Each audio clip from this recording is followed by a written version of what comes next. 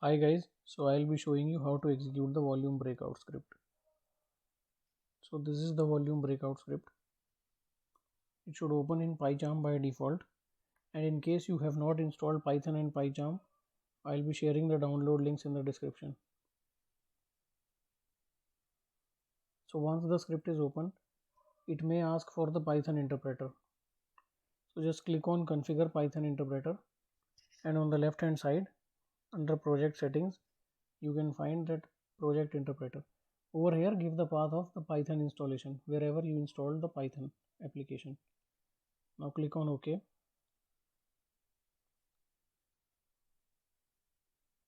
And as you can see, the warning is gone. Now to execute the script, all we need to do is just right click, run volume breakouts. So over here I am getting the list of the volume breakout stocks. So volume greater than last two sessions combined. What does this mean? So this basically means that for these particular stocks, today's traded volume has been more than the sum of the last two sessions. And I'll be getting back to you on this why this number is necessary. And the second filter I have created is volume cross from yesterday. So these are the stocks where today's traded volume is more than yesterday's traded volume. Now these are the volumes being printed. If you do not want these values, you can comment these two lines and then these numbers will not be printed. Okay, so let's verify if the numbers are correct or not. So let us take the example of one stock here. So let us take Lupin for example. So for Lupin the volumes are 6, 6.1, 4.8, 4.1 million. Now let us check if these values are correct or not. So Lupin, let us open the chart of Lupin. Now as you can see here, these are the volumes over here. So in front of volume, these are the daily traded shares. So on 19th August we have 6.1 million, 20th August we have 4.8 million, and 21st August we have 4.1 million.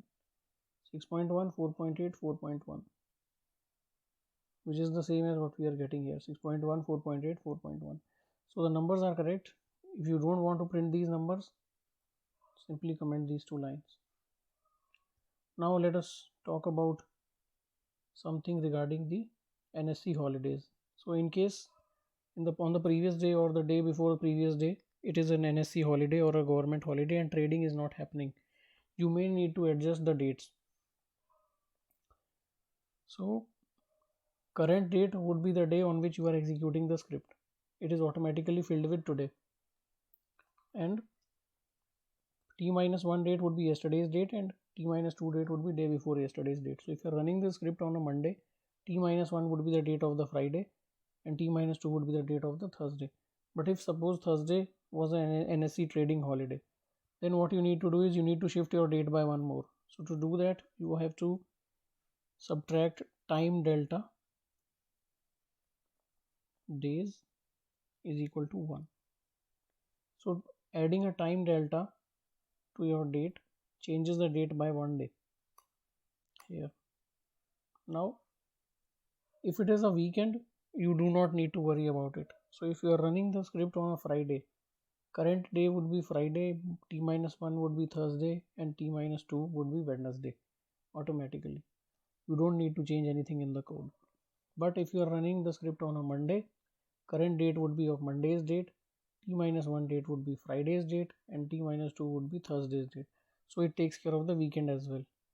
Only thing, whenever there is an NSE trading holiday on a weekday, then you need to adjust the date accordingly. Now I want to come back to why those indicators were important. So as you know that sometimes we use volume breakouts to develop a strategy or to enter or exit a position. So to give you an example, the Z stock saw a volume breakout on 4th of August, and the volume on this particular day was more than the sum total of the previous two sessions, and then it turned into bullish trend, and then eventually it reached its resistance So sometimes the volume breakout, as you can see on 19th and 20th, the volumes are too much, but still it cannot break out because it is already near a resistance. So you cannot trade the volume indicator standalone.